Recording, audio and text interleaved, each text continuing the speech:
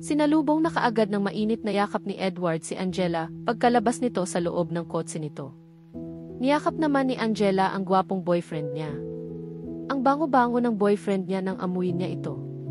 Nakapagluto ka na ba ng dinner nating dalawa, baby? Tanong niya kay Edward na boyfriend niya. Baby, nakapagluto na ako ng dinner nating dalawa. Kanina pa ako natapos, nakangising tugon ni Edward sa kanya. Ah, okay. Akala ko pa naman ay hindi ka pa nakapagluto dahil ang bango-bango mo. Hindi ka amoy kusina, nakangising sagot ni Angela sa kanya. Napatawa si Edward pagkasabi niya na ang bango-bango nito at hindi ito amoy kusina kaya akala niya ay hindi pa ito nakapagluto, amoy kusina talaga, baby. Kaya pala akala mo ay hindi pa ako nagluluto ng dinner natin dahil sa hindi ako amoy kusina. Ang bango-bango ko kasi, natatawang sagot ni Edward sa kanya. Hindi naman ako amoy kusina kahit nagluluto ako, Mabango pa rin naman ako, sagot pa ni Edward sa kanya na nakangiti. Inamoy-amoy pa muli ni Angela si Edward na boyfriend niya. Pumasok na nga tayo sa loob, baby. Baka makita pa tayong dalawa ni Celine dito. Malaman niya na may relasyon pala tayong dalawa at ipagkalat pa niya. Tugon ni Angela sa boyfriend niya na kinurot pa niya ang pisngi nito. Okay, baby. Nagugutom na rin naman na ako, Gusto ko nang kumain. Baka hindi ako makatiis niyan, ikaw ang kainin ko, sagot ni Edward sa kanya na may kasamang biro. Tumawa na lang si Angela pagkasabi nito. Pumasok na silang dalawa sa loob. Sinamahan ni Edward si Angela sa kwarto nito para magbihis ng damit. Wala namang mali siya pa yon sa kanilang dalawa. Nakita naman na nila ang kanilang mga katawan. Hindi naman sila nagtagal doon sa loob ng kwarto. Lumabas naman silang dalawa doon na magkahawak kamay. Hinahalik-halikan ni Edward ang kamay ni Angela. Nang makababas lang dalawa sa hagdan ay napatili si Angela nang bigla siyang buhatin ni Edward. Bitawan mo ako, baby. Hindi ka ba nabibigatan sa akin, ha? Ang bigat-bigat ko kaya bitawan mo na ako please, sabi ni Angela sa boyfriend niya na tinatawanan lang siya habang buhat-buhat nito patungo sa dining room. Hindi ka naman mabigat, baby, sabi ni Edward sa kanya. Kahit na, baby. Bitawan mo na ako please. May mga paa naman ako. Nakakapaglakad naman ako, kaya bitawan mo na ako, sabi pa ni Angela kay Edward na boyfriend niya na hindi pa rin siya binibitawan. Huwag na, baby. Malapit na tayo sa dining room kaya huwag ka nang magrereklamo pa. Hindi ka naman mabigat, Ganito ang gagawin ko kapag kinasal na tayo. Bubuhatin kita pagkalabas sa simbahan at isasakay sa sasakyan at hindi na tayo pupunta pa sa reception area. Diretso na tayo kung saan tayo honeymoon, sabi ni Edward sa kanya. Matagal pang mangyari yon, baby, sabi ni Angela sa kanya. Alam ko naman yon, Nagpa-practice lang naman ako, sabi pa ni Edward sa kanya. Kinikilig na naman si Angela sa mga sinasabi ni Edward sa kanya. Ewan ko sa'yo, baby, tanging naiusal ni Angela sa boyfriend niya. Hinayaan na lang niya ito na buhatin siya hanggang sa makarating silang dalawa sa dining room. Kumain na kaagad sila pagkarating nila doon. Nagsusubuan pa nga silang dalawa habang kumakain. Masayang-masaya sila na para bang habang buhay na ang sayang nararamdaman nila. Sabay pa rin silang dalawa na umakyat ng hagdan para magpahinga na sa kwarto ni Angela. Hindi matatapos ang gabi na hindi silang dalawa nagsex. Oh, fuck. It feels good to be buried deep inside you, baby, bulong ni Edward sa kanya habang patuloy lang ito sa pag-ulos sa loob niya. Basang-basa na nga siya. Ang sarap mo talaga, baby. Ikaw rin naman, baby. You're so deep. Oh, shit. Faster please, baby, sagot naman ni Angela sa kanyang gwapong boyfriend. Binilisan pa ni Edward ang pag-ulos sa loob niya. Punong-puno ng mga ungol ang buong kwarto ni Angela. They're both enjoying the happiness they shared. Maya-maya ay sabay na silang dalawa natapos.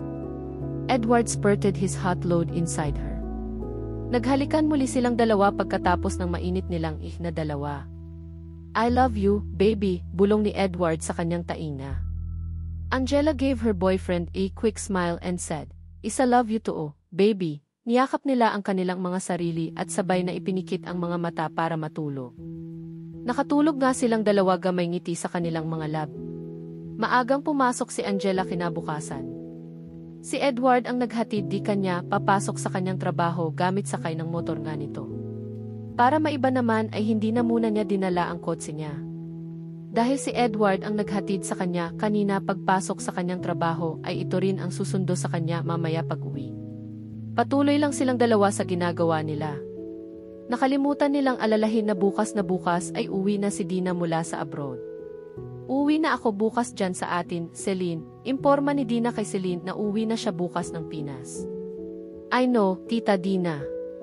Ingat po kayo sa pag-uwi niyo dito sa atin sa Pinas, sabi ni Celine kay Dina. Salamat, Celine.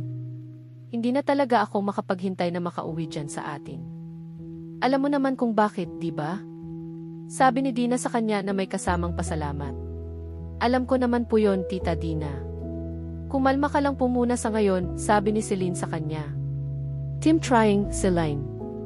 Humanda silang dalawa sa akin, galit na sabi pa ni Dina kay Celine habang magkausap sila. May sasabihin pa ako sa'yo, Tita Dina. Ano yon? Ano nang sasabihin mo sa akin? Tungkol pa ba yon sa kanilang dalawa, ha? Tanong ni Dina kay Celine. Yes po, Tita Dina. Tungkol po yon sa kanilang dalawa.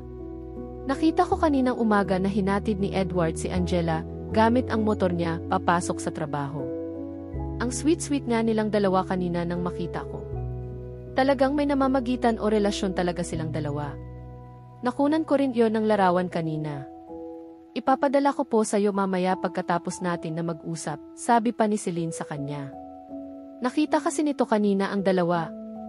Walang kaalam-alam sila na kinunan na naman sila ng larawan ni Celine habang nakasakay sa motor.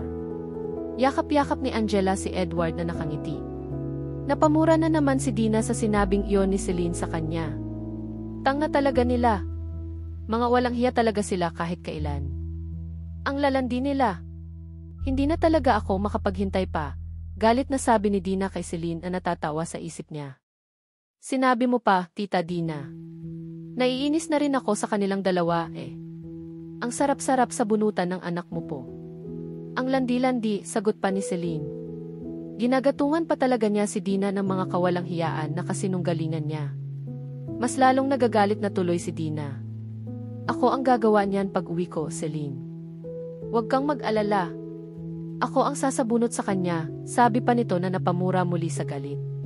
Matapos na mag-usap nilang dalawa ay ipinadala Celine kay Dina ang larawan na nakunan niya kanina kung saan nakasakay ang dalawa sa motor.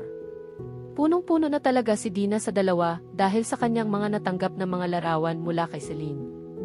Tinawagan ni Angela ang kanyang boyfriend na si Edward para sabihin dito na maaga siyang lalabas sa loob ng kanilang pinagtatrabauhan na kumpanya dahil may gusto siyang bisitahin. Pinapapunta na niya si Edward dahil isasama niya ito sa pupuntahan niya. Pinapamaneho niya ang kanyang kotse para iyon nasakyan nila papunta nga doon. Hindi muna sinabi ni Angela sa boyfriend niya na si Edward kung saan silang dalawa pupunta mamaya. Wala itong kaalam-alam kung saan sila pupunta. Pagkasabi niya ay kaagad naman nga na lumabas sa kanilang bahay si Edward para tumungo sa garahe kung saan nandoon ang kotse para puntahan na si Angela. Hindi naman naipit si Edward sa traffic kaya nakarating kaagad siya sa kanyang destinasyon niya. Papalabas pa lang si Angela na girlfriend niya. Tinawagan niya ito dahil gusto niyang malaman kung nasaan na ito. Naghihintay siya sa may parking lot. Papalabas na ako, baby. Kanina ka pa ba naghihintay sa akin, ha? Sagot ni Angela kay Edward sa kabilang linya. Tinatanong niya ito kung kanina pa ito naghihintay sa kanya. Narinig niya na bumuntong hininga diki muna ito bago nagsalita sa kanya muli. Hindi pa naman, baby. I think 5 minutes pa lang ako dito na naghihintay sa iyo sa may parking lot. Papalabas ka na pala.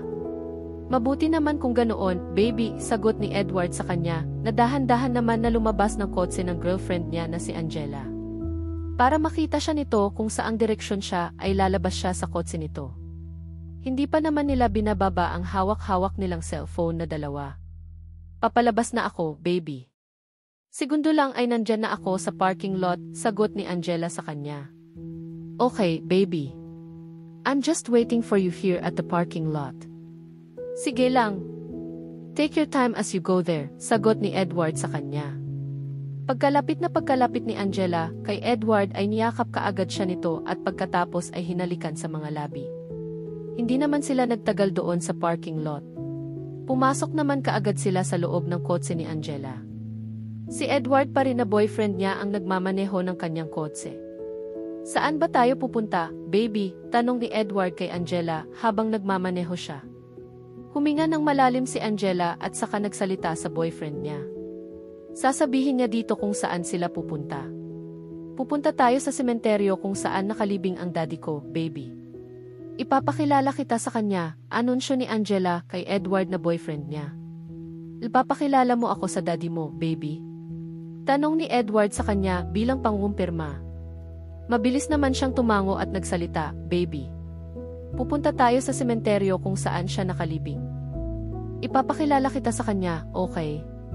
Matutuwa yon sa iyo kapag pinakilala kita sa kanya mamaya.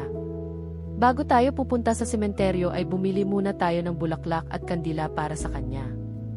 Dahan-dahan na tumango si Edward sa kanya at saka nagsalita, okay, baby. Kaya pala maaga kang lumabas ngayon sa trabaho nyo dahil bibisitahin mo pala ang daddy mo. Yes, baby. Gusto ko lang siya na dalawin ngayon. Dahil kasama naman na kita, kaya ipapakilala na rin kita sa kanya. Hindi ko naman pwedeng sabihin sa kanya na kaibigan kita. Siyempre ang ipapakilala ko sa kanya ay boyfriend kita dahil yon ang totoo, di ba? Edward nods his head again and said, okay, baby. Madalas mo bang dalawin ang puntod ng daddy mo, ha? Hindi naman masyado, eh.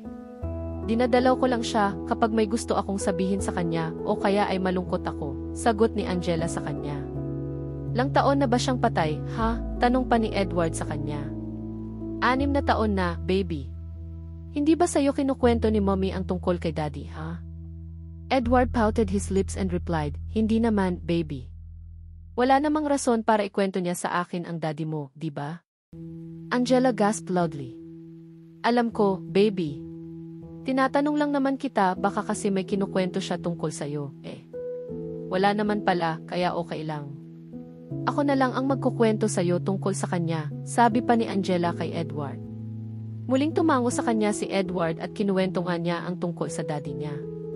Marami siyang kinuwento kay Edward tungkol sa daddy niya. Natutuwa naman si Edward na malaman ang tungkol sa daddy ng babaeng mahal niya na si Angela. Ang bait naman pala ng daddy mo, baby. Sabi ni Edward kay Angela matapos nito na ikwento ang tungkol sa daddy niya. She smiled at him and said, sinabi mo pa, baby. Wala akong masabi sa daddy ko na yon. Sobrang miss na miss ko na nga siya, eh. Nakakalungkot isipin na maaga siyang kinuha sa amin ng mommy ko. Ganoon naman talaga ang buhay, baby. Kung kailangan ka na talagang ng Panginoon ay kukunin ka na niya kahit sabihin natin na bata ka pa, may pamilya ka pa o ano pa. Hindi natin hawak ang buhay natin, di ba? Siya ang maihawak ng lahat kaya habang nabubuhay tayo ay magsaya lang tayo. Gawin natin ang gusto nating gawin ba? Maiksi lang ang buhay. Kahit anong oras ay pwede tayong mawala sa mundong to, isa lang ang buhay natin, kaya huwag na natin sayangin pa para wala tayong pagsisihan sa bandang huli, sagot ni Edward kay Angela. I agree with you, baby. Hindi natin hawak ang buhay natin kaya habang nabubuhay pa tayo ay magsaya lang tayo. Gawin natin ang gusto nating gawin sa buhay natin para wala tayong pagsisihan sa bandang huli. We never know when he will take us. Right, Pito, sagot ni Angela kay Edward na boyfriend niya na tinanguan naman siya pagkasabi niya. Natigil lang ang pag-uusap nilang dalawa nang huminto sila para bumili ng bulaklak at kandila na dadalhin nila sa puntod ng daddy ni Angela. Pagkabayad nila ay binuksan na ni Edward ang engine ng kotse ni Angela para umalis sila patungo sa sementerya. Malapit na lang naman sila. Tahimik lang silang dalawa hanggang sa makarating sila sa loob ng sementeryo.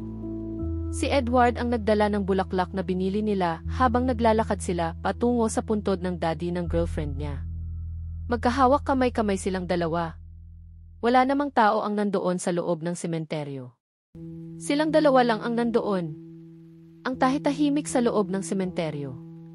Sinindihan na ni Edward ang kandilang dala nila nang makarating sila sa puntod ng daddy ni Angela. Ang girlfriend niya naman na si Angela ang naglagay ng bulaklak sa puntod ng daddy nito.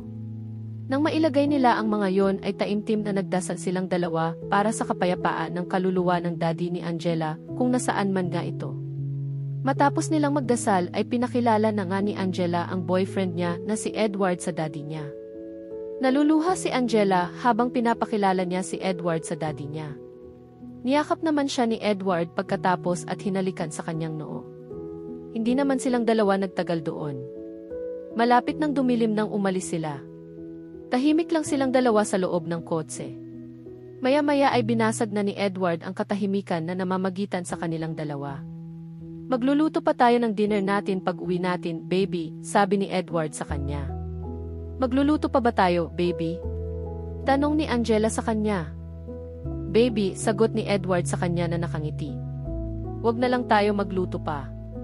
Kumain na lang tayo ng dinner sa labas para pag uwi natin ay wala na tayong iisipin pa. Magpalahinga na lang tayo. Magkasama naman na tayong dalawa ngayon kaya bago tayo umuwi sa bahay ay kumain na tayo ng dinner.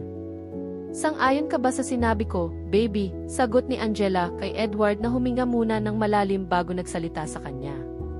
Okay, baby. Kumain na lang tayo ng dinner sa labas bago tayo umuwi sa bahay nyo para wala na tayong iisipin pa. Kumain na muna tayo ng dinner, sagot ni Edward sa kanya na sumang-ayon naman sa nais niyang mangyain na kumain na muna sila ng dinner sa labas bago umuwi sa kanilang bahay. Natuwa naman si Angela sa naging sagot ng boyfriend niya sa kanya. Inisyan niya ito at nagsalita, very good, baby. Kumain na muna tayo ng dinner bago umuwi sa bahay. Her boyfriend gave her a quick nod and smiled too. 4:30 in the morning ay nakalapag na ang eroplanong sinakyan ni Nadina at ng mga katrabaho niya sa airport mula sa bansang Japan. Sa wakas ay nakauwi na sila. Nagpasundo siya kay Celine. Kaya ito ang sumundo sa kanya gamit ang kotse nito. Hindi niya alam kung alam ng dalawa na sina Angela at Edward na ngayon ang uwi niya. Magugulat na lang ito pag uwi niya. Maraming salamat sa pagsundo mo sa akin, Celine. Pasalamat ni Dina kay Celine sa pagsundo nito sa kanya. Ito ang sumundo sa kanya sa airport at nagmamaneho gamit ang kotse na pagmamay-ari nito. Umiti naman si Celine sa kanya bago nagsalita, walang anuman yon, Tita Dina. Basta ikaw po ay walang problema. Sa bahay ka na muna dumiretso. Wag na muna sa inyo, sabi pa ni Celine sa kanya. Tumango naman si Dina pagkasabi niya. Okay. Doon muna ako sa inyo. Mag-isa ka naman doon, di ba? Sabi ni Dina sa kanya. Opo, Tita Dina. Mag-isa lang naman ako ngayon doon kaya walang problema na doon ka na muna dumiretso. Sagot ni Celine sa kanya at muli siyang inisyan. Ngumiti rin si Dina. Makaraan ang ilang minuto na biyahe nila mula sa airport ay nakarating na sila sa bahay ni Celine. Tinanaw muna ni Dina ang bahay nila sa tapat nito. Ang tahimik sa bahay nila kahit sa labas. Ganoon naman talaga sa bahay nila. Tahimik palagi kahit may tao naman. Sabay na nagising sina Angela at Edward. Hindi naman gaanong kaaga sila nagising dahil wala naman pasok si Angela sa trabaho. Good morning, baby. How's your sleep? Bati ni Edward sa kanya. Nakahiga pa rin silang dalawa sa kama. Angela smiled widely and said, I slept peacefully beside you, baby. Good morning, anyway. Happy to start the morning with you, baby. Her boyfriend smiled at her too. Same with me, baby. I slept peacefully last night because you're with me and I couldn't believe this is happening to us. I love you, baby. I'll always love you, sagot naman ni Edward sa kanya. I'll always love you too, baby. What do you want this morning? Sagot ni Angela sa kanya na pinitik pa ang tungki ng ilong niya. Edward smiled at her and said, Why are you asking me that question, baby? I want to do a lot of things this morning, T. For example. Angela looked at his eyes seriously. He smiled at her again.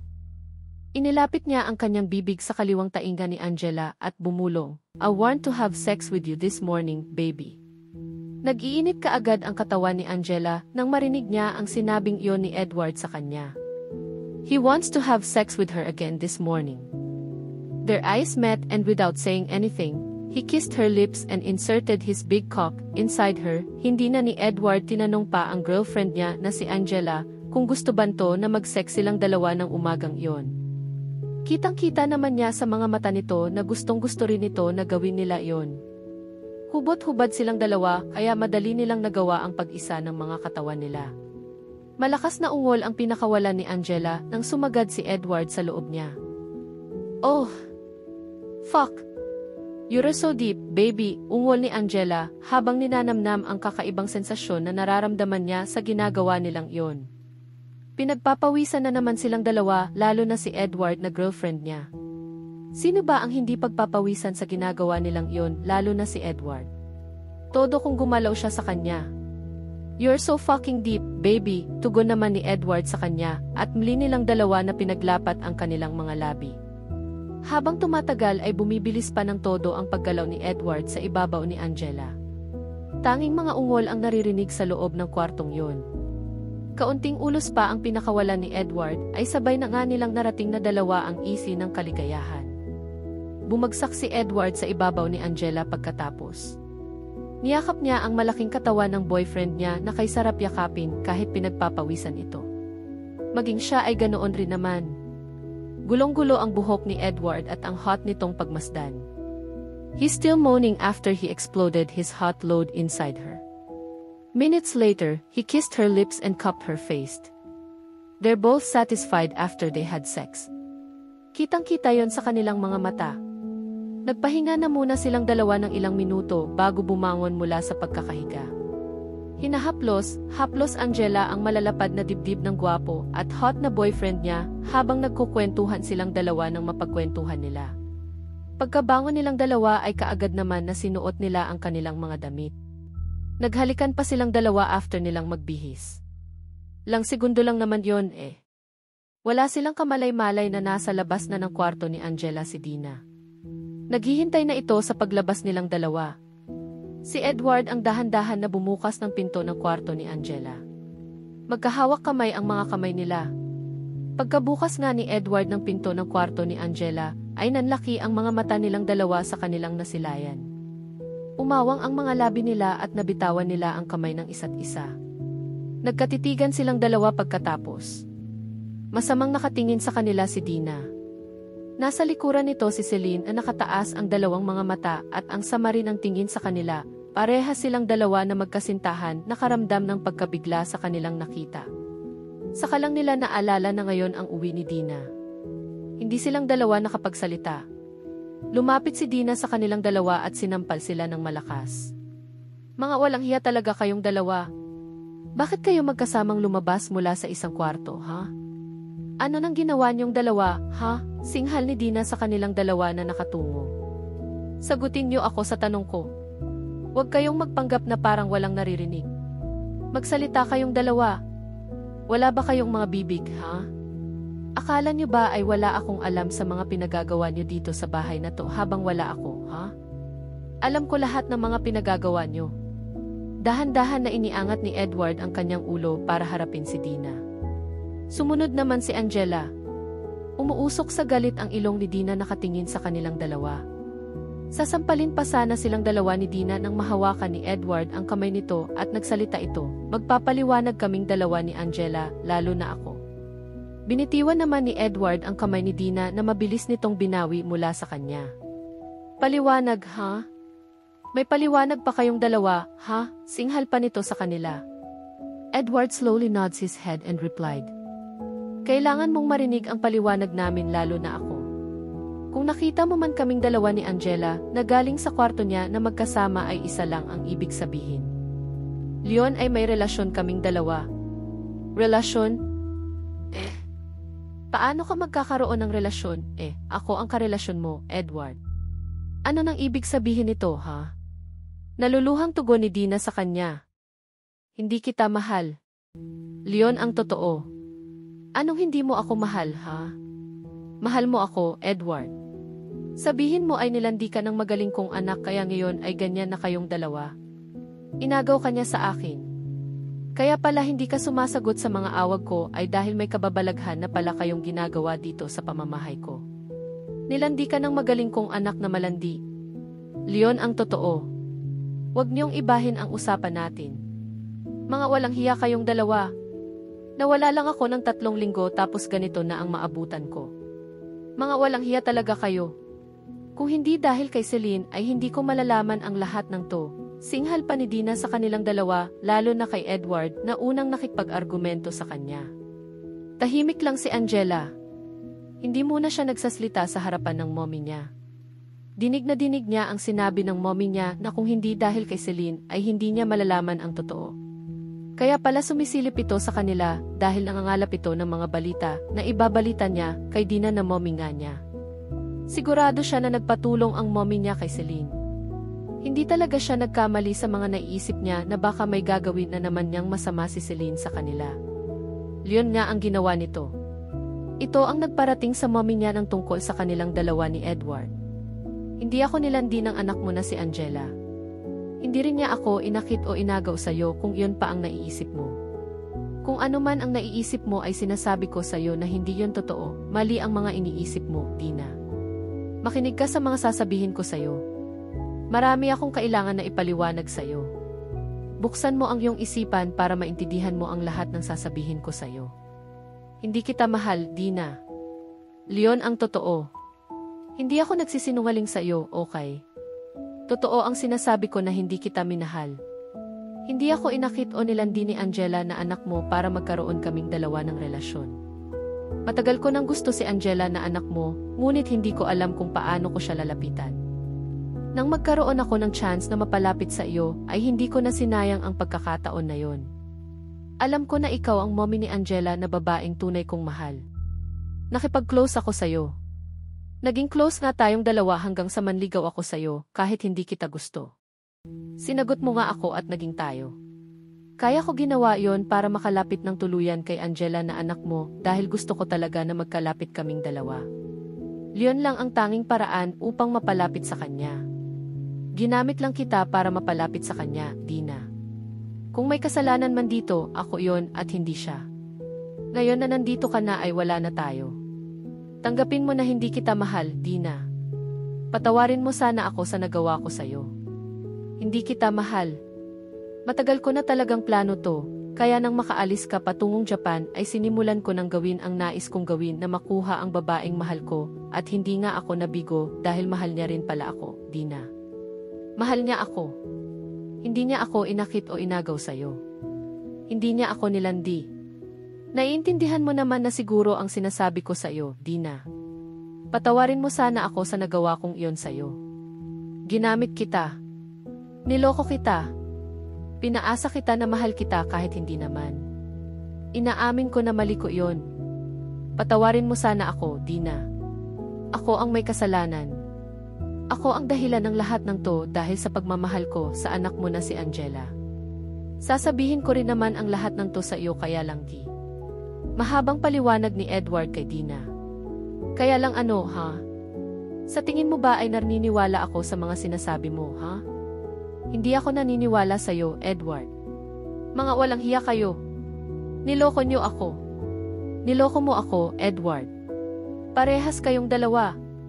Niloko mo na ako. Nilandi pa ako ng magaling kong anak. Kaya pala ganoon na lang ang sinasabi niya sa akin, ay dahil sa gusto niyang maagaw ka sa akin, sabi pa ni Dina kay Edward na ayaw maniwala sa sinasabi nito sa kanya. Hindi po totoo ang sinasabi mo, Mommy. Hindi ko po nilandi o inagaw si Edward sa'yo. Totoo po ang mga sinasabi niya sa'yo bilang paliwanag niya, sabi ni Angela sa mommy niya. Nagawa na niyang magsalita sa harapan ni Nito dahil kailangan naman na niyang magsalita pa. Sinunggaling ka. Inagaw mo siya sa akin, Angela. Huwag kang magdeni. Leon ang ginawa mo. Nilandi mo siya singhal ni Dina sa kanya. Hindi ko po ginawa yon. Bakit mo naman po ba sinasabing nilandi ko siya? May ebidensya ka ba na nilandi o inagaw ko siya, ha? Wala naman po siguro. Baka sinasabi lang yan ng babaeng nasa likuran mo na Celine. Baka pinaniniwalaan mo ang mga sinasabi niya sa iyo na hindi naman totoo. Kilala mo naman ang babaeng yan, di ba? Totoo po ang sinasabi ko sa iyo, Mommy. Totoo ang sinasabi namin ni Edward. Kung may mali man po kaming dalawa ay sana mapatawad mo po kaming dalawa. Sana mapatawad mo po kami lalo na si Edward. Hindi po tama ang ginawa niyang iyon na ginamit ka para makalapit sa akin. Hindi ko naman po tinotolerate siya, Sinabihan ko na rin naman siya tungkol doon. Mali po talaga ang ginawa niyang iyon sa iyo. Naiintindihan ko naman po siya kung bakit niya nagawa iyon. Leon po ang totoo, Mommy. Hindi ko po siya nilandi, hindi ko po siya inagaw sa iyo. Sadyang mahal ko rin po siya, kaya pumayag na rin akong maging kaming dalawa. Patawarin mo po kaming dalawa ni Edward. Sasabihin naman po namin to sa iyo, Mommy. Sorry po, mahabang paliwanag ni Angela sa mommy niya. Hindi ko kayo mapapatawad sa ginawa niyong to sa akin. Parehas lang kayong dalawa.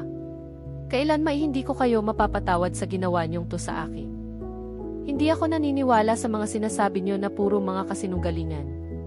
Tumigil na kayong dalawa sa mga paliwanag niyong iyan dahil kasinungalingan lamang iyan. Galit na tugon ni Dina sa kanilang dalawa. Angela sighed deeply and licked her lips. Naintindihan ko po kung bakit ka po nagagalit sa aming dalawa, pero sana naman po ay mapatawad mo po kaming dalawa, lalo na si Edward. Nagawa niya po ito dahil sa akin eh. Kung hindi mo po kami kayang patawarin ni Edward ay okay lang po, pero sana po ay maintindihan mo ang mga sinasabi namin at mapatawad mo kami sa lalong madaling panahon. Sana po ay maintindihan mo rin kaming dalawa, lalo na si Edward.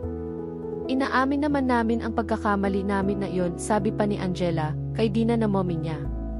Sumunod naman na nagsalita ay si Edward pagkatapos ni Angela na magsalita. Patawarin mo sana kami sa nagawa namin na to, lalo na ako. Inuulit ko sa iyo na kasalanan ko yun. Ako ang pinakadahilan kung kaya nangyayari to, nangyari naman na eh. Tapos na. Nagkamali na ako. Nagkamali kaming dalawa kaya sana ay patawarin mo kami, lalo na ako, Dina. Patawarin mo kami. Kasalanan ko na ginamit ka kaya patawarin mo ako. Mahal namin ang isa't isa at sana ay matanggap mo kung ano nang mayroon kaming dalawa, sabi naman nga ni Edward kay Dina. Hindi ko kayong dalawa matatanggap. Hindi ko rin kayo mapapatawad na dalawa. Mga walang hiya talaga kayo, sabi ni Dina sa kanilang dalawa na naluluha. Hindi ko inaasahan na magagawa niyo to sa akin na dalawa. Pinagkatiwalaan kita, Edward. Akala ko ay mahal mo rin ako, ngunit niloko mo lang ako. Ginamit mo lang ako para sa kawalang hiyaan mo. Isa ka rin, Angela. Anak kita tapos ganito ang ginawa mo sa akin. Papatulan mo ang lalaking minamahal ko rin. Ang landi-landi mo talaga. Akala ko ay hindi ka ganyan, ngunit nagkamali ako. Hindi pa nga tayong dalawa nagkakaayos ay nagbigay ka naman ng dahilan para magalit ako sa iyo at kamuhian ka. Hindi ka na naawa sa akin. Hindi ko po talaga nilandi o inagaw si Edward sa iyo, Mommy. You have to believe me because that's the truth. Hindi ako nagsisinungaling sa iyo. Nagsasabi ako ng totoo. Patawarin mo po kaming dalawa ni Edward, sabi rin ni Angela sa mommy niya na naluluha rin kagaya ng mommy niya. Nalintindihan niya ang nararamdaman ng mommy iya. Naintindihan niya kung bakit ito nagagalit sa kanila sa nalaman nito. Ang hindi lang talaga niya matanggap ay ang akusahan siya na nilandi o inagaw niya si Edward. Hindi naman niya inagaw o nilandi si Edward.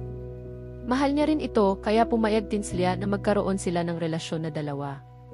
Ayaw paniwalaan ng mommy niya ang sinasabi nilang dalawa ni Edward.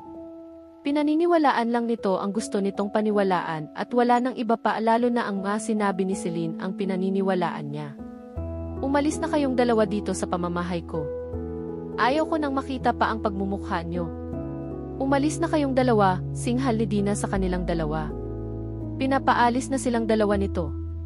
Tuwang-tuwa naman si Celine sa kanyang nakikita dahil wala na talagang pag-asa na maging maayos pa ang relasyon ng mag-ina na sina Angela at Dina. Huwag mo pong gawin to, Mommy. Huwag mo po kaming paalisin dito, makaawang sagot ni Angela sa mommy niya. Bahay ko to, Angela. Anak lang naman kita kaya umalis ka na. Umalis na kayong dalawa sa bahay na to. Ayaw ko nang makita pa ang pagmumukha niyong dalawa. Umalis na kayo. Huwag niyo nang patagalin pa to. Umalis na kayong dalawa dahil simula ngayon ay tinatakwil na kita bilang anak ko. Hindi na kita anak simula sa araw na to, umalis na kayong dalawa. Huwag na kayong babalik pa, sabi pa ni Dina sa kanila. Alam ni Edward na wala naman na silang dalawa magagawa pa ni Angela na girlfriend niya, kundi ang umalis na lang sa bahay ng mommy nito. Lumuluha na si Angela sa harapan ng mommy niya. Ayaw nitong umalis sa bahay nila, ngunit wala naman na silang magagawa pa dahil gusto na silang paalisin ni Dina. Isa pa sa mga rason kung bakit ayaw umalis di Angela sa bahay nila ay dahil ayaw niya na mag-isa sa bahay nila ang mommy niya. Wala na itong kasama kapag umalis sila sa bahay to. Ayaw niya na mag-isa na manirahan sa bahay nila ang mommy niya. Umalis na lang tayo dito, baby, bulong ni Edward sa tainga ni Angela. Ha? Ayaw ko. Hindi ko pwedeng iwan ang mommy ko. Ayaw ko siyang mag-isa na manirahan dito. Ayaw ko na mangyari yon, nakangusong tugon ni Angela kay Edward. He took a deep breath and said, naiintindihan kita kung bakit ayaw mo na umalis sa bahay niyo, pero wala naman na tayong magagawa pa, eh. Gusto na ng mommy mo na umalis na tayo.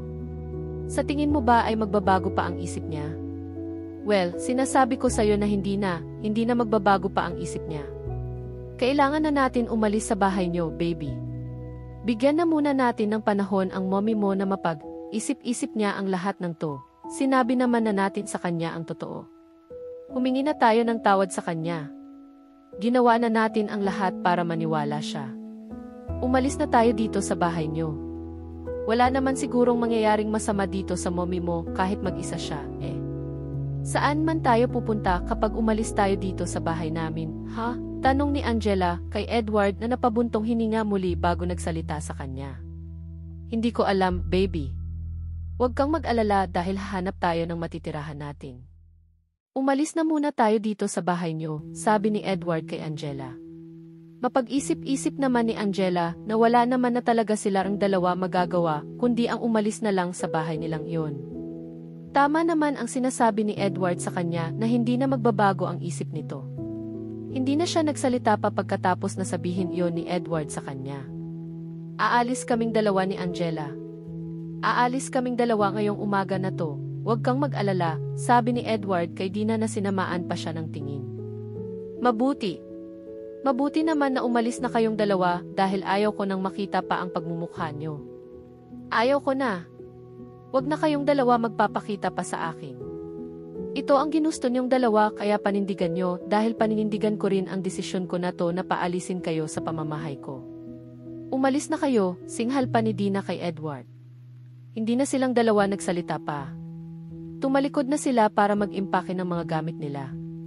Wala naman na silang magagawa pa kahit ano nang gawin o sabihin nila. Nag-impake na nga silang dalawa ng mga gamit nila. Habang nag-impake si Angela ng mga gamit niya ay hindi na nga niya napigilan ang mga luha niya. Bumuhos na iyon mula sa kanyang mga mata. Napansin naman ni Edward na lurmuluha siya kaya ay nilapitan siya nito at niyakap ng mahigpit. Huwag ka nang umiyak pa, baby. Kasama mo naman ako, eh. Magkasama naman tayong dalawa. Huwag ka nang umiyak pa please. Magiging maayos rin ang lahat. Hindi pa bukas, hindi pa sa susunod na mga araw at hindi pa sa susunod na linggo, ngunit magiging maayos rin ang lahat. Magtiwala ka lang, baby. Kasama mo ako, di ba? Hindi kita iwan. Mahal kita, di ba? Huwag ka nang umiyak pa, pang-aalong sabi ni Edward sa kanya. Hinahaplos-haplos nito ang kanyang likuran. Magkasama tayong dalawa kahit ano nang mangyari, baby. Malalagpasan rin naman natin ang problemang to maintindihan at mapapatawad rin tayo niya ng mommy mo. Pinunasan naman ni Edward ang mga luha ni Angela. Matapos yon ay hinalikan niya ito sa noo. Patuloy lang siya sa pagpapatahan sa girlfriend niya hanggang sa tumigil na ito sa pagluha. Wala akong sinisisi sa nangyayaring to sa ating dalawa, baby. Desisyon natin to, ginusto natin to kaya panindigan na lang natin, sabi ni Angela kay Edward na tinanguan naman siya pagkasabi niya. Alam ko naman yon, baby. Wala rin akong sinisisi sa ginawa natin na to, desisyon natin to, ginawa natin to kaya panindigan na lang natin. Inamin naman natin ang ating pagkakamali lalo na ako. We need to continue our lives kahit ganoon ang nangyari. Magiging maayos rin ang lahat. Magtiwala lang tayo. Everything will be okay in the right time, sabi naman ni Edward sa girlfriend niya. Angela nods her head and hugged him so tight. Matapos nilang makapag-impake ay inilabas na nila ang mga gamit nila. Pinagkasya nila iyon sa loob ng kotse ni Angela. Masaya ka na ngayon, ha? Asik ni Angela kay Celine na pinagmamasdan lang silang dalawa ni Edward na naglalagay ng mga gamit nila sa loob ng kotse dahil aalis na nga silang dalawa.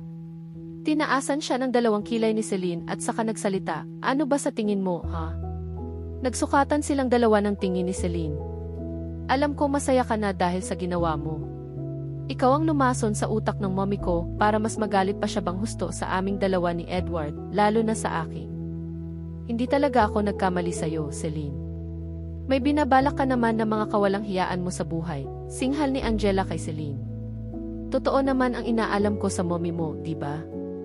Ako ang nagpaalam sa kanya tungkol sa inyong dalawa ni Edward. Humingi siya ng tulong sa akin, Angela. Tinulungan ko naman siya na malaman ang totoo. May relasyon kayong dalawa ni Edward. Ang masama lang talaga ay nilandi at inagaw mo ang boyfriend niya," singhal naman ni Celine sa kanya. "Hindi kita masisisi kung sinabi mo iyon kay mommy dahil totoo naman. Kung iisipin ay walang masama doon dahil sinabi mo ang totoo na nakita mo. Ang hindi lang talaga maganda na isipin ay ang sasabihan mo ako na nilandi ko o inagaw si Edward mula sa mommy ko dahil hindi ko ginawa iyon. Hindi ko nilandi o inagaw sa mommy ko si Edward. Sigurado ako na ikaw ang nagsabi niyan sa mommy ko kaya yan rin ang pinaniniwalaan niya na sinasabi sa akin. Tama ba ako? Lian ang mali sa iyo. Nilalason mo masyado ang utak ng mommy ko," sabi pa ni Angela kay Celine na napapakuyom ng kanyang kamao. "Hindi ko sinabi yon, Angela. Huwag mo akong akusahan dahil wala kang ebidensya. Aminin mo na lang kasi sa sarili mo na nilandi at inagaw mo ang boyfriend ng mommy mo para maging magkasintahan kayong dalawa. Aminin mo na ang totoo na malandi ka," sabi pa ni Celine sa kanya. Hindi talaga nito inamin na siya nga ang nagsab ng mga yon. Bakit naman niya aaminin yon? Of course ay hindi niya aaminin yon. Sa galit ni Angela ay malakas niyang sinampal si Celine. "Lian ang mapapala ng mga taong sinunggaling, Celine. Hindi kita mapapatawad sa mga ginawa mo kahit noon pa," galit na sabi ni Angela kay Celine. Masamang tinititigan niya ito sa mga mata. Hindi siya natatakot kay Celine. "Hindi ko kailangan na patawarin mo ako dahil malandi ka," singhal ni Celine sa kanya. Sasampalin pa sana ni Angela si Celine, ngunit narinig niya ang boyfriend niya na si Edward na nagsalita. Sinabi nito na huwag nang makipagtalo pa sa babaeng kagaya ni Celine na wala namang kwenta. Tinalikuran na lang ni Angela ito at hindi na lumingon pa. Labag sa kalooban ni Angela ang pag-alis sa bahay nila ng mommy niya, ngunit wala naman na siyang magagawa pa. Kailangan na talaga nilang dalawa ni Edward na boyfriend niya unalis doon dahil pinapaalis na sila ng mommy niya.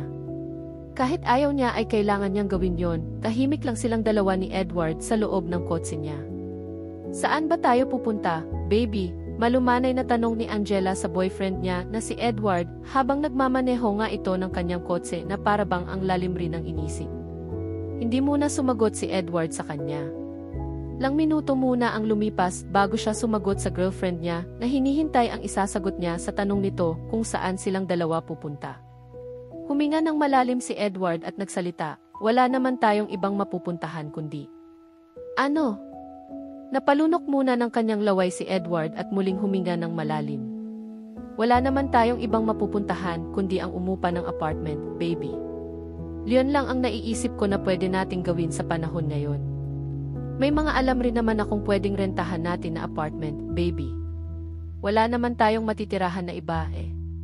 Hindi naman pwedeng tumira tayo sa kalye, di ba? Sanay naman akong tumira sa apartment, baby," sagot ni Edward sa kanya. "Tatanungin pa rin kita, baby. Sumasang-ayon ka ba sa mga sinasabi ko sa'yo, ha?" Angela cleared her throat before she speaks to her handsome boyfriend. Naisip rin niya na wala naman na talaga silang iba na mapupuntahan, kundi ang magrenta na lang ng apartment na matitirahan nilang dalawa. She took a deep breath and slowly opened her mouth to speak to him. Dahil nagmamaneho ng kotse si Edward ay nasa unahan ang mga mata nito. Hindi pwedeng hindi siya tumingin sa unahan dahil bak mabangga silang dalawa. "Baby, sumasang-ayon na ako sa sinasabi mo na magrenta na lang tayo ng apartment na matitirahan nating dalawa. Wala namang tayong ibang mapupuntahan kundi ang magrenta eh. Liyon na lang ang gawin natin, baby. We have to do this because we had no other choice," sagot ni Angela sa boyfriend niya. Pumayag naman siya sa nais nitong mangyari na magrenta na lang sila ng apartment na matitirahan nilang dalawa. Her handsome boyfriend gave her a quick nod after she agreed with his plan to rent an apartment where they can live for the meantime. Okay, baby. Magrerenta tayo ng apartment kung saan doon muna tayo titira.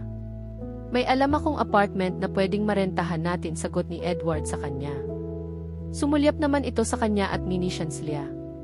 Umiti rin si Angela sa kanya. She shook her head and said, "Dap ba yon sa dati mong apartment, ha?" "No, baby. Hindi naman doon yon. Iba naman yon eh. Malapit lang naman yon doon sa dati kong apartment, baby," mabilis naman nasagot ni Edward kay Angela. Tumango si Angela pagkasabi niya at nagsalita, "Okay, baby. Gusto ko lang na malaman kung doon pa rin yon sa dati mong apartment. Ikaw na bahala, baby. Basta magiging komportable tayong dalawa ay walang problema sa akin." "Of course, baby. Ako na ang bahala. Maganda naman doon at sa katahimik eh. We can have peaceful place. No one can make any issues against us. Wala kang kailangan na isipin pa, okay? Ako na ang bahala sa ating dalawa. Magiging maayos rin ang lahat," sagot ni Edward sa kanya. He reassured her that everything will be okay. "Doon na tayo pupunta ngayon, baby. Diretso na tayo doon para mailagay na natin ang mga gamit natin doon." Tinanguan lang ni Angela ang kanyang gwapong boyfriend na si Edward at hindi na siya nagsalita pa. Naiwan muna si Angela sa loob ng kotse niya nang bumaba si Edward para kausapin ang may-ari ng apartment na rerentahan niya. Kilala naman niya ang may-ari nito dahil kapatid ito ng dating may-ari ng apartment na tinirahan niya. Nang makausap niya at ituro sa kanya kung saan ang magiging apartment nilang dalawa, ay dali-dali niyang pinuntahan si Angela na naghihintay sa kanya. "Kumusta ang pagpunta mo, baby? Nakausap mo ba ang may-ari ng apartment?" tanong ni Angela sa kanya sa may bintana ng kotse niya. "Baby, pwede ka nang bumaba at pumunta sa apartment na rerentahan nating dalawa," anunsyo ni Edward sa kanya. "Nakausap ko na siya. Dahil kilala naman niya ako ay doon tayo sa may malaking room." "Talaga ba? Mabuti naman kung ganoon. Baba na ako," sabi ni Angela sa kanyang gwapong boyfriend na nakangiti. Umiti naman sa kanya si Edward na boyfriend niya. Pinagbuksan muna siya nito ng pinto at dahan-dahan na bumaba sa kotse niya. "Thanks, baby," pasalamat niya kay Edward nang pagbuksan siya nito ng kanyang kotse. "You're always welcome, baby," sagot naman ni Edward sa kanya. "Ako na ang magdadala sa loob ng mga gamit natin. Marami yan, di ba? Tulungan na kita. Dalhin ko na yung iba, okay?" Presenta ni Angela sa boyfriend niya. "Wag na, baby. Ako na lang ang gagawa. Wag mo nang abalahin pa ang sarili mo, okay? Ako na ang bahala na buhatin ang mga gamit natin sa taas." "Lalaki naman ako," sagot ni Edward sa kanya na hindi pinayagan si Angela na girlfriend niya na tulungan siya na dalhin sa magiging apartment nila ang mga gamit nilang dalawa. Hinayaan na lang ni Angela ang boyfriend niya na gawin yon. Hindi na siya nagpumilit pa na tulungan ito kahit gusto naman niyang tumulong. Bitbit na ni Edward ang ibang mga gamit nila nang tumungo sila sa magiging apartment nilang dalawa na magkasintahan. Pagkabukas ni Edward ng pinto ng apartment nila ay inilibot nilang dalawa ang kanilang paningin sa loob, lalo na si Angela. Malaki ang loob nito. Maraming espasyo sa loob na pwede nilang paglagyan ng mga gamit nila. Kahit nga ilagay nila ang mga gamit nila doon ay marami pa ring espasyo. Leon ang ibinigay sa kanilang dalawa dahil kilala si Edward ng may-ari nito. "Ano na masasabi mo, baby?" tanong ni Edward sa kanya. Angela took deep breath and said, "Okay naman to, baby. Malaki nga itong apartment natin. Sabihin mo sa may-ari nito na maraming salamat. Makamarating sa kanya, baby. Huwag kang mag-alala dahil ipapakilala kita sa kanya," nakangising tugon ni Edward sa kanya. Muling tumango si Angela sa harapan ng gwapong boyfriend niya at niyakap siya. "Thank you, baby," bulong niya kay Edward na boyfriend niya. "You're always welcome, baby," hinalikan pa siya ni Edward sa kanyang noo at muling niyakap ang isa't isa. Kahit paano ay nawala ang bigat na nararamdaman niya dahil sa boyfriend niya. Habang inaayos ni Angela ang mga gamit nila sa loob ng apartment, ay abala naman si Edward sa pagbubuhat ng mga gamit nila na hindi pa nadadala sa loob ng apartment nila. Nang matapos niyang dalhin ang lahat ng mga gamit nila sa loob ng apartment, ay tinulungan na niya si Angela sa pag-aayos ng mga gamit nila. Inilalabas na nila ang mga ito sa lalagyan nila para ilagay sa dapat kalagyan nito. Dahil hindi pa sila kumakain ng breakfast, simula kanina ay tumigil na muna silang dalawa sa ginagawa nilang yon para kumain. Nagugutom na kasi silang dalawa kaya ang ginawa nila ay lumabas muna sila para kumain. May malapit na fast food chain restaurant doon kaya doon sila kumain na dalawa. Lunch na nga pero kumakain pa lang tayo ng breakfast, sabi ni Angela sa boyfriend niya habang kumakain sila. Edward nodded immediately. I know, baby. Wala namang problema yon eh. Ang importante ay mabusog tayo, sagot ni Edward sa kanya. Dahan-dahan na tumango si Angela at mumiti. You're right, baby. Kailangan natin na mag-grocery mamaya, mahinang usan ni Angela kay Edward. Okay, baby. Walang problema yon pero bago natin gawin yon ay tapusin muna natin ang ginagawa natin kanina na pag-aayos ng mga gamit natin sa apartment para wala na tayong lisipin pa na gagawin. May sasakyan naman tayo kaya kahit anong oras ay pwede tayong mag-grocery. Leon muna ang unahin natin. Pwede ba, mungkahin ni Edward sa kanya. Tumango naman siya at nagsalita, okay. Leon na muna ang unahin natin, baby. Hinalikan ni Edward ang isa niyang kamay at pinisil iyon. Hindi naman silang dalawa nagtagal sa loob ng fast food chain restaurant na yon dahil pagkakain nila ay umalis na sila para bumalik sa apartment nila. Matapos ang ginawa nilang dalawa na pag-aayos ng mga gamit nila ay nagpahinga na muna sila 5:00 in the afternoon na silang dalawa umalis sa apartment nila para mag-grocery ng kanilang mga kailangan. Hindi naman gaanong karami ang pinamili nila sa grocery store. Bayong mga kailangan lang talaga nilang dalawa kinagabihan ay hindi muna ay ilang dalawa nagluto. Tinatamad ay na magluto kaya ang ginawa ng dalawa ay sa labas na lang silang dalawa kumain ng dinner.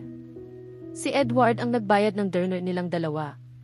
Pagkakain nila ng dinner sa labas ay hindi muna Ayla bumalik sa apartment, pumunta muna sila sa park na malapit sa pinagkainan nila ng dinner. Doon muna sila tumanbay, may mga benches doon na wala namang nakaupo kaya umupo silang dalawa na magkatabi doon, pinagmamasdan nila ang mga taong nandoon at ang iba't ibang mga ilaw na nakikita nila. Dinig na dinig nilang dalawa ang ingay mula sa kaftada, nasa syudad silang dalawa, kaya ganoon ang naririnig nila mabuti kung nasa probinsya sila sa hind ganoon kaingay ang maririnig nila. Nang tumingala sila sa kalangitan ay nakita nila ang bilog na buwan at mga biton. Tingnan mo ang kalangitan, baby. Wika ni Angela kay Edward na boyfriend niya sabay turo sa langit, mumiti naman si Edward sa kanya. I know, baby. As can see it, nakangising tugon ni Edward sa kanya, nakatingala na rin ito kagya niya. Ang liwa-liwanag ng kalangitan, no, sabi ni Angela sa kanya. Nga, ang sarap siguro na makarating sa buwan, no, pito sagot ni Edward kay Angela na girlfriend niya. Hindi ka naman astronaut kaya paano ka naman makakarating sa buwan yan, ha? Sagot ni Angela sa kanya. Imposible na makarating sa buwan, baby. Alam ko naman yon, baby. Hindi naman ako astronaut kaya imposibleng makarating sa buwan. Alam mo ba na isa yon sa mga pangarap ko noong bata pa ako na makarating sa buwan, sagot ni Edward sa kanya. Talaga ba, baby? Pito tumang si Edward at nagsalita, opo, baby. Isa yon sa mga pangarap ko noong bata pa, alam ko nang posibleng makarating sa buwan kaya. Kaya ano? Pito tumingin si Edward sa kanya at mumiti. Kaya hanggang tingin na lang ako, baby. Hanggang tingin na lang kasi imposibleng makarating, may mga bagay talagang hanggang tingin lang tayo, kahit gusto man natin. Di ba mahinang usan ni Edward sa kanya? Tumango naman si Angela at saka nagsalita. Yeah, I know that. Baby, may mga bagay talagang ganoon at alam ko naman yon. Isa lang ang masasabi ko na hindi naging imposible, mahinang usan ni Edward kay Angela. Ano yon, baby? Tanong pa ni Angela sa kanya. Huminga ng malalim si Edward at nagsalita. Ikaw, battery, hindi naging imposible na akin na makuha ka kung naging imposible. Yon na makuha kita ay sana ay hindi tayong dalawa magkasamang yon. Ba? Tumango si Angela ng dahan-dahan kay Edward na sabot hanggang tainga ang ngiti sa tabi niya. Mumiti rin si Angela sa kanya. Hindi imposible yon sa akin kung imposible na marating ang buwan dahil hindi naman ako astronaut. Hindi naman naging imposible sa akin na mapasa akin ka sa akin kaji ngayon, sagot ni Edward kay Angela. Wala namang imposible sa ngalan ng pag-ibig, di ba? Basta mahal mo ang isang tao ay gagain mo talaga ang lahat para makuha mo siya. Tama ba ako, baby? Sagot ni Angela sa kanya. Tinanguan naman siya ng boyfriend niya pagkasabi niya. Yee, tama ka sa sinabi mo sa akin, baby, pag mahal mo talaga ang isang tao ay walang imposible. Lahat ay gagawin mo para sa taong mahal mo, gagawin mo lahat. Walang imposible sa taong nagmamahal. Kahit tawirin ang malawak na karagatan at akyatin ang napakataas na bundok ay gagawin mo para lang sa taong mahal mo. Leon, ang ginawa ko ang lahat para maging akin ka, kahit alam ko na may nasaktan ako, mali nga lang ang naging hakbang ko dahil yon ang naisip ko at wala nang iba pa. Mapatawad sana akong mommy mo sa nagawa kong yon. Mapatawad sana niya tayong dalawa, baby, sagot ni Edward kay Angela. Naalala muli nilang dalawa ang nangyari kaninang umaga. Nalulungkot si Angela, habang inisip yon, hindi muna siya nagsalita ng ilang minuto. Nanahimik muna siya. She took deep breath and said, umaasa ako na sana maging maayos ang lahat. Mapatawad sana tayong dalawa ng mommy ko. Maintindihan sana niya tayong dalawa, lalo ka na. Kailangan niya natanggapin yon. Naiintindihan ko naman kung bakit ganoon na lang siya, kagalit sa ating dalawa, wala naman matutuwa sa ginawa natin na yon, lalo na ang ginawa mo sa kanya na panluloko. Sana talaga ay mapatawad niya tayo. Hindi man bukaso sa susunod na araw kundi sa darating na panahon. Ayaw talaga niyang maniwala sa sinasabi natin. Leon naman talaga ang totoo. Sana ay maniwala siya. Nandyan kasi si Celine kaya nagkakaganyan siya. Nilalason kasi ng babaeng yon ang utak ng mommy ko. Nilalason niya ang utak nito kaya ganoon ang lumalabas sa bibig niya. Sinasabi niya na nilandi at inagaw kita kahit hindi naman, di ba? Umihip ng malamig na hangin si Edward at saka nagsalita, ganoon rin naman ako, umaasa rin ako na magiging maayos ang lahat. Kahit siguro ay hindi na kami magkaayos ng mommy mo, kahit kayong dalawa lang ay okay na ako, mag-ina kayo. Mommy mo sila at hindi dapat kayo nagkakaganito, baby. Dapat magkaayos kayong dalawa sa lalong madaling panahon. Hindi ko alam kung ano nang mangyayari sa ating dalawa, pero kailangan natin na ipagpatuloy ang buhay natin, baby. Kailangan natin na maging matatag lalo na sa panahon na to, malumanay na tugon ni Angela sa boyfriend niya. You're right, baby. Kailangan natin na maging matatag lalo na sa panahon na to, basta magkasama tayong datawa, ay walang problema, sabay nating dalawa haharapin ang bawat pagsubok na pagdaraanan natin, hindi kita iwan, baby. Nandito lang ako para sa iyo, pinapangako ko iyan sa iyo, sagot ni Edward kay Angela nang umiti sa kanya. Thanks for saying that. Baby, hindi rin naman kita ibuan, no pito deli, always be here for you no matter what happens. Sabay nating haharapin ang problemang hinaharap nating dalamang Sean, sagot ni Angela, kanya. Edward nodded immediately. Ngayon na magkasama tayong dalawa, we have to focus on our sets. Baby, Leon na muna ang focus an nating dalawa, magtatrabaho ako. Magtatrabaho muli ako, baby, huwag mong sasabihin na hindi mo rin ako papagtrabahuhin kagaya ng nais ng mommy mo sa akin, sabi ni Edward, kanya. She sighed deeply and said, hindi naman kita pipigilan, baby. Kung yon ang gusto mong gasin ay ganin ma. Walang masama doon. Ganoon ba, Zero, baby? Gawin mo kung ano nang gusto mo, hindi kita pipigilan, baby, you're free to do anything you want as long as it's for your own sake, at hindi maapektuhan nito ang kung ano man ang mayroon tayo, sagot ni Angela sa kanya. Maraming salamat, baby. Bukas na bukas ay mag-a-apply ako para magkaroon ako muli ng trabaho. Huwag mo nang problemahin pa iyon dahil ako na ang bahala na mag-apply, sagot ni Edward sa kaya gusto nitong magtrabaho muli kaya hindi naman ni Angela pinigilan ito. Hinayaan lang niya ang boyfriend niya na gawin ang nais nitong gawin, pabor naman nga siya sa gustong mangyari ng boyfriend niya, wala naman itong gagawin araw-araw kung hindi ito magtatrabaho. Good luck sa pag-a-apply mo, baby. Sana matanggap ka kaagad kung saan ka mag-a-apply ng trabaho. Good luck, sagot ni Angela sa kanya na nakangiti. Maraming salamat, baby, pasalamat na sagot ni Edward sa kanya na nakangiti. Angela smiled at him too.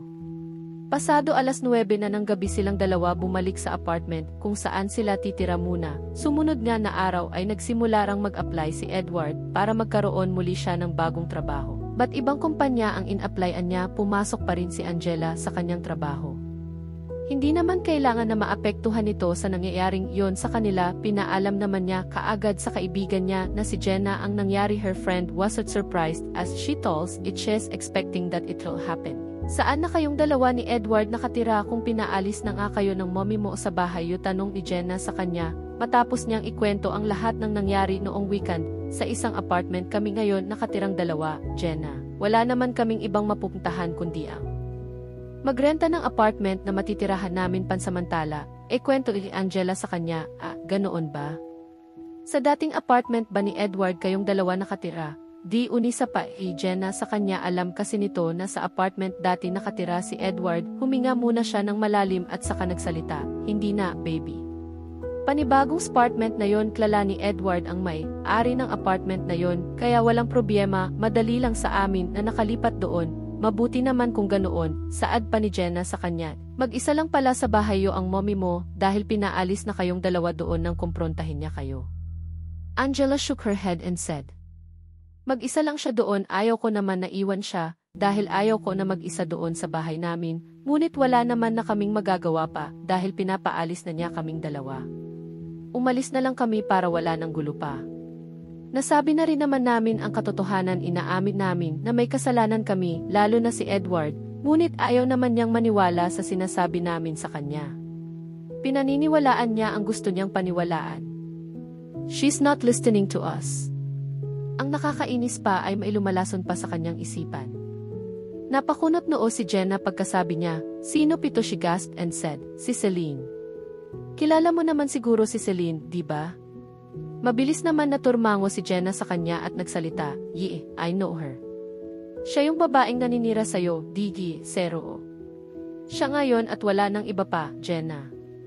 Siya ang nagsumbong kay mommy tungkol sa aming dalawa ni Edward, sagot ni Angela sa kanya. Paano naman niya nagawa yun? Close ba sila ng mommy mo? Tanong ni Jenna sa kanya. Muling huminga ng malalim si Angela, bago sinagot ang tanong na yon ng kaibigan niya sa kanya. Hindi ko alam, Jenna. Siguro close na silang dalawa. Nagpatulong sa kanya ang mommy ko na malaman ang totoo, kaya nalarman nga niya, at ito ang lunalason pa sa kanyang isipan. Alam mo ba na sinasabihan ako ng mommy ko na nilandi at inagaw ko ang boyfriend niya, kahit hindi naman iyon totoo. Siguradong sigurado ako na si Celine mismo ang nagsabi ng mga katagang iyon na pinaniwalaan naman ng mommy ko, kaya yon ang sinasabi niya sa akin. Hindi ko talaga mapapatawad ang babaeng yon sa mga ginawa niya, sagot ni Angela sa kaibigan niya. Kaya pala silit siya ng silip sa akin, yon pala ay may inaalam siya sa aming dalawa ni Edward. Napakawalang hiya talaga ng babaeng yon, nainis akong sobra sa babaeng yon. Kakalbuhin ko siya kapag nakita ko muli siya. Kaya huwag siyang magpapakita sa akin, hain ko siya mapapatawad sa ginawa niyang iyon. Hayaan mo na ang babaeng iyon, Angela. Hintayin mo na lang ang karma ng babaeng iyon. Ano ng plano yung dalawa ni Edward? Sabi ni Jenna sa kanya. Mag-apply siya ngayon ng trabaho. Jenna, gusto niyang magtrabaho muli, kaya hinayaan ko siya. Ayaw ko haman siyang pigilan ko. Yon ang gusto niyang gawin, sana ay makahanap ng bagong trabaho. We have to continue our lives. Hindi nangangahulugan na nangyari yon ay wala, hindi na kami maguspatuloy sa buhay. Magkasama pa rin kaming dalawa ni Edward, mahal namin ang isa't isa, at hindi namin hahayaan na masayang ang pagmamahalan namin sa isa't isa. Ganoon man nga ang nangyari, ay wala na tiyong magagawa pa. We can't change it anymore, right?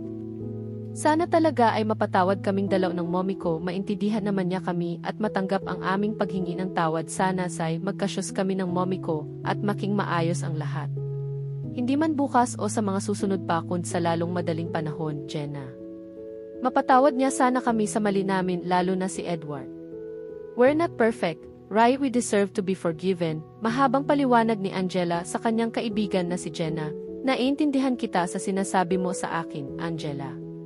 Sana talaga ay magkaayos kayong muli ng mommy, masana ay mapatawad na niya kayong dalawa, lalo na si Edward, na may kasalanan talaga sa kanya, behind naman ikaw. Umaasa ako na mangyayari yon sa madaling panahon, magiging maayos rin ang lahat. Magtiwala ka lang, okay? Maintindihan rin kayo niya ng mommy mo. Matanda naman na siya at dapat madaling maintindihan niya yon. Mabuti rin na magtatrabaho muli si Edward, sana ay makahanap sila ng bagong trabaho, sabi ni Jenna sa kanya. Angela smiled at her and said, nga sana ay makahanap siya ng bagong trabaho. Maraming salamat sa mga sinabi mo. Sana talaga ay maging maayos ang lahat. Mapatawad sana kaming dalawa ni Edward, Huwag na sana siyang makikinig sa mga sinasabi ng Celine na yon dahil nilalason lang nito ang kanyang isipan. Layuan niya na rin dapat ito. We're hoping for that, Angela. Sana nga talaga. Galit ka pa ba sa mommy mo, sagat ni Jenna sa kanya. Tinatanong niya si Angela kung galit pa ba ito sa mommy niya. She took deep breath before she speaks to her friend Jenna. Alam mo kung galit lang naman ay kung hahayaan ko na magalit ako sa kanya ay walang mangyayari eh. Galit ako sa kanya noong una, ngunit nawala na lang iyon bigla hindi ako nagalit sa kanya nang pagalitan niya ako at paalisin niya ako sa bahay namin, Jenna. Napalitan ng awa ang galit na nararamdaman ko sa kanya, sa totoo lang talaga naawa ako na kanya, lalo na ngayon na mag-isa siya sa bahay namin. Ayaw ko na mangyari yon na paalisin niya kami dahil ayaw ko na mag-isa siya doon, mommy ko pa rin siya. Mahal ko pa rin siya at kahit ano nang mangyari ay mommy ko pa rin siya at yon ang totoo, sabi pa ni Angela kay Jenna na kaibigan niya. Kung ganoon pala ay hindi ka nagalit sa mommy mo, pang-umpirma pa nitong tanong sa kanya. Hindi na ako galit sa kanya, naintindihan ko naman siya kung bakit siya galit sa aming dalawa ni Edward. Inaamin naman namin ang mali naming dalawa, humingi kami ng tawad sa kanya at sana ay mapatawad nga niya kami. Naawa ako sa kanya, sagot pa ni Angela na kaitigan niya. Magiging maayos rin ang lahat, Angela, magtiwals ka lang, galit man ang mommy mo sa ngayon, lilipas din yan, ang importante ay kahit nagalit siya sa iyo ay mahal mo pa rin siya, hind impositive kayo magkaayos na dalawa. Sagot ni Jenna sa kanya. Thank you for saying that, Jenna. Umaasa ako, sagot ni Angela na may kasamang pasalamat, niyakap siya ng kaibigan niya na Jenna. Nandito lang ako para sa iyo, kung kailangan mo ng ibang makakausap, ipapanalangin ko sa Panginoon na sana ay maging maayos ang lahat, mapatawad sana kayong dalaos ni Edward ng mommy mo. Wala namang imposible sa Panginoon, diba? You know that, Jenna. Maraming salamat talaga, pasalamat muli ni Angela sa kaibigan niya habang magkayakap pa rin silang dalawa. Kumusta, baby? Natanggap ka na ba sa ina-applyan mo na trabaho? Tanong ni Angela kay Edward sumunod na gabi. Kararating pa lang nito. Huminga muna ng malalim si Edward bago nagsalita sa girlfriend niya na si Angela, baby. Natanggap nga ako, nakangising tugon ni Edward kay Angela na tuwang-tuwa sa sinagot niya. Talaga ba? Baby. Natanggap ako sa trabaho na in-applyan ko, kumpirmang sagot ni Edward sa girlfriend niya. Congratulations, baby. Masayang-masaya ako na natanggap ka. Sa wakas ay magkakaroon ka muli ng panibagong trabaho. Congratulations again, baby, sabi pa ni Angela sa boyfriend niya. She congratulated him. Thank you so much, baby.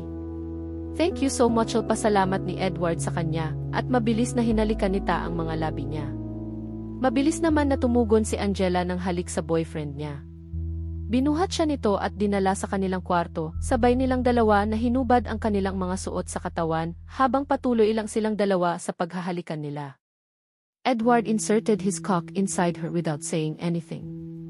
Naramdaman na lang ni Angela na nasa loob na niya ang gwapong boyfriend niya at gumagalaw na ng napakabilis. Punong-puno ng pagnanasa ang mga mata nito habang nakatitig sa kanyang mga mata. I'm yours, baby. Bulong ni Edward kanyang tainga habang patuloy lang ito sa paggalaw sa loob niya. Isa know that, baby. I'm yours too, sagot naman ni Angela sa kanya at muli nilang dalawa na pinaglapat ang kanilang mga labi. Diniin pa ni Edward ang kanyang katawan sa girlfriend niya na nakapulupot sa kanya. Sinasalubong rin siya nito sa bawat galaw niya, kaya doble-dobleng sensasyon ang tinatamasa nilang dalawa. Kaunting galaw pa nga ay natapos na silang dalawa. They reached the final filled with love and satisfaction with each other. Bumagsak si Edward sa ibabaw ni Angela na hinang-hina. I love you, baby. Kailan may hindi kita ipagpapalit kahit kanino, bulong ni Edward sa kanya. Angela smiled widely. Ako rin naman, baby. Kailan may hindi rin kita ipagpapalit kahit kanino. Sa buong buhay ko sa'yo lang talaga ako nakaramdam ng ganito ligaya na hindi ko sasayangin bawat minuto. You're precious to me, baby. I love you too, baby, sagot naman ni Angela sa gwapong boyfriend niya nang inisyan rin siya. Hindi na nagsalita pa si Edward sa kanya. Hinalikan muli siya nito sa kanyang mapupulang mga labi.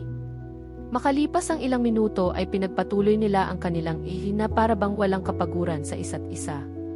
Sino ba naman ang hindi mapapagod gawin ang bagay na yon kasama ang taong mahal mo na naging buhay mo? Kahit oras-oras ay hindi ka magrereklamo basta buo ang pagmamahal at tiwala nyo sa isa't isa.